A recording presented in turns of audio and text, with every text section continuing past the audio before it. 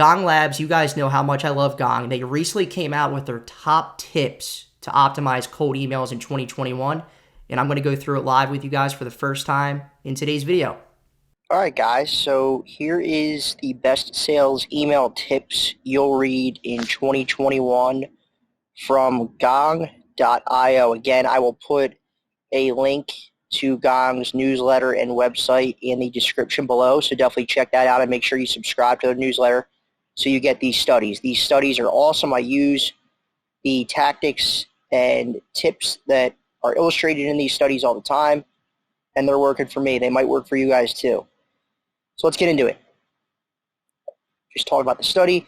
So they analyzed more than 300,000 sales emails from B2B technology companies in North America to see what works and what doesn't. It's a lot of emails to analyze. Good data set. Let's see. Email tip number 1. Don't use ROI in cold emails because it leads to a 15% decrease in success rates. And I'm thinking this is a tip because before you describe ROI, you probably should be describing the problem that you fix before you get into return on investment. Let's see. Even if the prospects believe your numbers are true, they won't necessarily find them persuasive enough to book a meeting with you because people book meetings to solve problems, not because your service, solution, product can deliver a great ROI. So yeah, instead describe the tangible problem your offering solves. Perfect. So get into that first, and maybe down the line in the sales conversation, it might make sense to throw some ROIs in there.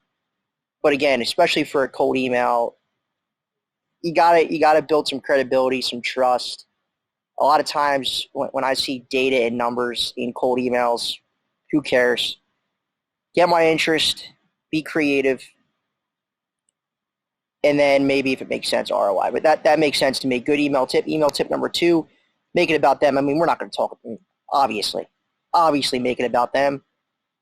It's a must. Remove I's and add pronouns like you and your team. Got it. Don't have to spend much time on that tip.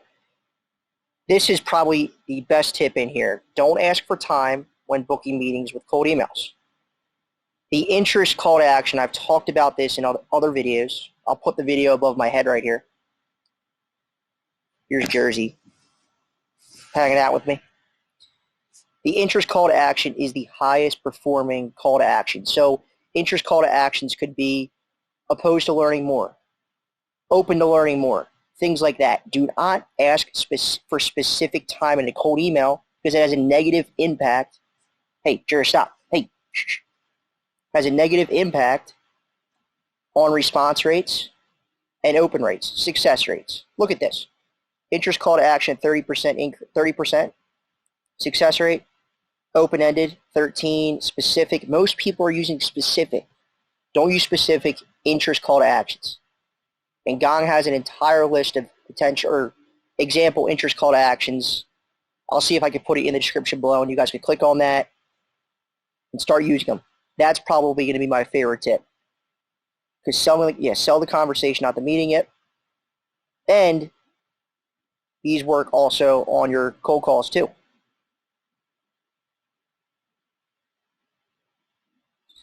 Here. Keep it short, obviously. 85% of people with smartphones use them to access email. Yeah. I like to keep my emails 3 to 4 sentences max. 3 to 4 sentences max, some personalization. More importantly than personalization is relevance. Very, very important. And we'll talk about that in a separate video. But if you got personalization, relevance, and interest call to action and keep it short, I mean, that's the holy grail of emails right there. And we'll give you guys some examples of what those look like down the road. Email tip number 5, it's okay to use emojis and emoticons. I call it emojis. I guess Gong calls it emoticons here. That's surprising. I think this is specific to who you're targeting. If you're targeting, this is based on 300,000 emails from tech companies. I'm not a tech guy. I'm selling real estate services, project management services to Fortune 500 companies, VPs, and directors and up. I don't think they're going to like too much that I'm putting emojis and emoticons in my cold email. So I disagree with this. I think this is subjective to who you're selling to. I'm not a big fan of this one. But hey, I haven't tried it. I'll try it this week and get back to you guys. Email tip number 6, use email velocity to forecast deals. This I completely agree with. So if you're getting a lot of emails back and forth and you and the prospect are communicating quickly, that's a good sign of interest. Very, very good sign of interest. More emails, more deals. Let's see here. Total number of emails exchanged per week, 8.21, 1.87. So if they're emailing you back quickly and you guys are communicating via email on a daily or weekly basis multiple times, it's a pretty good sign that there's interest and you're going to advance the deal hopefully to the next part of the sales conversation. It's a good tip. Two-way conversation. And if you're the only one emailing and not getting any emails back, I mean, that's a really good sign that this is probably not going to close. But healthy deals, 0, 8 emails to 11.5 emails per week. Okay. Okay. Use the specific call to action to move deals forward. So this is not an email tip for a cold email. This is an email tip. Let's say I just had a discovery call with somebody last week, and now I'm emailing this person with specific days and times for that next conversation. Again, this isn't for cold emails. This is for people that are in the pipeline. They've already had the introductory call, the discovery call, and a few more conversations need to be set up so this specific call to action will move the deal forward. Deal. Keyword here, deal. With the cold emails, there's no deal. There's hope for a deal, but there's no deal. Perfect. Ask for specific day and time. Got it. Good tip. Email tip number 8, stop negotiating price over email. Awesome. If you ever get asked about price, if anybody brings up an objection,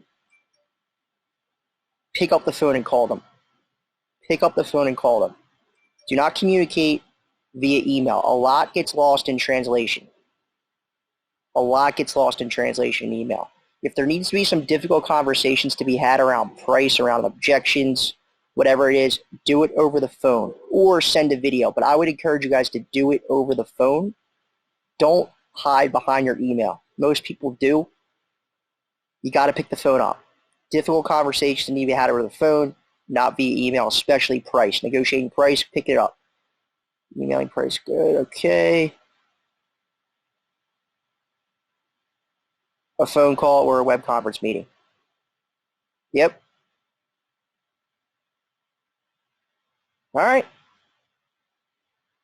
Those were the tips, guys. Highly effective sales emails. You can download this. So I'll put a link to this again in the description. I mean, some of these, aren't great tips. I mean, keep it short, yeah. Make it about them. They're obvious. But the structure of the email with the call to actions, I think they're killer. Email velocity, I think that's a killer tip as well. I'm always trying to get better with my cold emails. It's something that I'm struggling with right now. So I'm going to utilize these tips and let you know how it goes. And let me know what you guys think. Oh, Jersey wants to go inside. She heard some kind of, I don't know. Pretty good list from Gong. Let me know what you guys think in the comments about the list. Thanks, guys. Appreciate you. So there you have it, guys. Those were Gong's top tips to optimize cold emails in 2021. I'm going to put a link to Gong's website in the description below. I would encourage you guys to subscribe to their newsletter. It comes out, I think it's on a monthly basis, but all these tactics and tips I get from Gong, I use, I execute, and it works throughout my sales process. My favorite tip was the call to action, how to end an email tip that Gong tells. Interest is better than asking for time. big tip. You guys got to start using that. It's working for me on my cold emails. Thank you so much for watching, and let me know in the comment section below what was your favorite tip that Gong shared. Thanks for watching, guys. We appreciate you.